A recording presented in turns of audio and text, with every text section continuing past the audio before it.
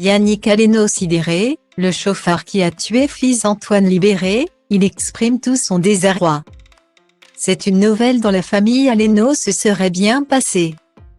Comme l'a expliqué BFM TV en détail ce vendredi 24 février 2023, le suspect mis en examen pour avoir renversé et tué le fils du célèbre chef Yannick Aleno. Antoine Aleno, alors âgé de 24 ans, a été remis en liberté le 15 décembre dernier et est actuellement sous contrôle judiciaire. Une nouvelle à laquelle la famille a tenu à réagir, notamment par le biais d'un communiqué de l'association Antoine Aleno, qui a été fondée suite à ce terrible drame. L'association Antoine Aleno partage la vive émotion suscitée par l'information selon laquelle l'auteur de l'accident qui a causé la mort d'Antoine Aleno a été remis en liberté. Peut-on lire?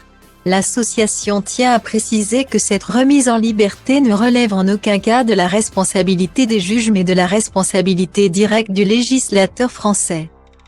Dans de telles circonstances, l'association regrette que la loi française ne permette pas de maintenir en détention provisoire l'auteur des faits jusqu'au procès.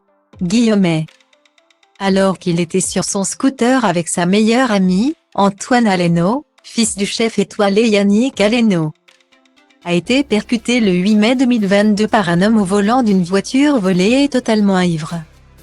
Il est décédé sur le coup suite à cet accident qui a évidemment déclenché le chagrin et la colère de son père. Peu de temps après le drame qui a profondément ému le monde de la gastronomie et l'opinion publique, les obsèques du jeune homme ont rassemblé de nombreuses personnalités de la cuisine et de la politique. Brigitte Macron, Bruno Le Maire, Marc Veyrat, Alain Ducasse, Bernard Arnault, Guy Savoy et sa compagne Sonia Mabrouk, Nicolas de Tavernost, Christophe Michalak, Jean-François Piège ou encore Frédéric Anton étaient notamment venus apporter leur soutien à la famille. Une famille qui, plusieurs mois après cette effroyable disparition, est toujours brisée. Pour nous, on prend perpétuité. Moi je ne me remettrai jamais de la perte de mon fils. On vit un véritable cataclysme.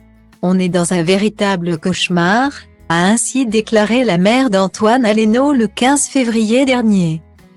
L'avocat de la défense, lui, avance que la loi française a juste été appliquée. Il ne s'agit nullement d'une mesure de faveur ou d'un cadeau. C'est l'application de la règle de droit. Aujourd'hui, l'enquête continue, a fait savoir maître Alexandre Simonin. L'affaire est donc loin d'être finie et devrait aboutir à un procès très attendu au cours de l'année prochaine.